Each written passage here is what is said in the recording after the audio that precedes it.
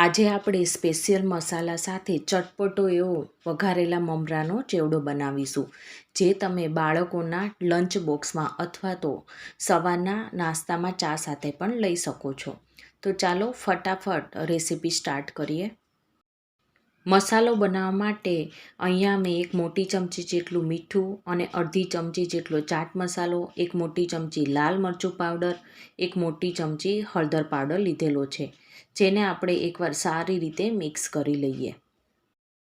તો ફ્રેન્ડ્સ, અહીંયા જુઓ, તૈયાર કરેલો મસાલો અને તેની સાથે સાથે અડધી ચમચી જેટલી હિંગ અને તેની સાથે સાથે 15થી 20 મીઠા લીમડાના પાન અને 2 મોટી ચમચી જેટલી વરિયાળી લીધેલી છે, જે આપણે વઘાર કરીશું ત્યારે વાપરીશું.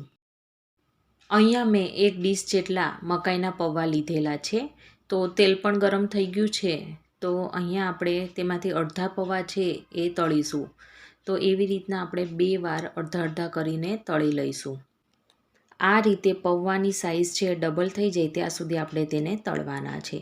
તો અહીંયા ફ્રેન્ડ્સ જુઓ, પૌવા છે તળાઈ ગયા છે. તો આપણે ઝારામાં બધા જ પૌવા છે એ લઈ લઈશું, એટલે જે એક્સ્ટ્રા તેલ હશે એ બધું આમાં નીતરી જશે.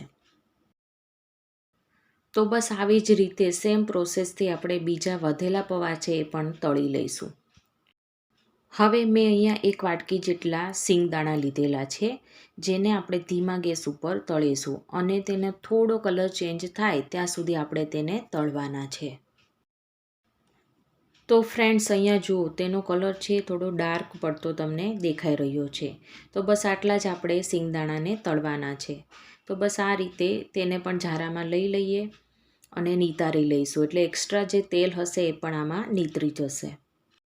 મમરાના ચેવડામાં એક વસ્તુ મેઇન હોય છે અને એ છે મમરા છે એ ઘારાયેલા બિલકુલ ના હોવા જોઈએ. તો અહીંયા જો હું મમરાને તોડી રહી છું, એકદમ આસાનીથી તૂટે છે, તેનો અવાજ પણ આવે છે, તે એકદમ ક્રન્ચી છે. અને જો તમારી પાસે ઘારાયેલા હોય તો તેને 5થી 7 મિનિટ જેટલા પહેલાં આપણે તો શેકી લેવાના અને ત્યાર પછી જ આગળની પ્રોસેસ કરવાની. હવે આપણે તળાયેલા દાણા એડ કરીશું અને તેની સાથે સાથે તળેલા મકાઈના પૌવા એડ કરીશું. મમરાનો વઘાર કરવા માટે મેં અહીંયા 3 મોટી ચમચી જેટલું તેલ ગરમ કરવા માટે મૂકી દીધેલું છે. તો અહીંયા હું એક વરિયાળી એડ કરીને જોઉં છું, તો એ ધીમે ધીમે ઉપર આવે છે. તો એકદમ પરફેક્ટ એવું આ તેલ ગરમ થયેલું છે. અહીંયા વધારે પડતું તેલ ગરમ થયેલું ના હોવું જોઈએ, આટલું મીડિયમ થયેલું હોવું જરૂરી છે. તો હવે આપણે આમાં વરિયાળી એડ કરીશું અને એકવાર ચમચીથી મિક્સ કરી લઈએ.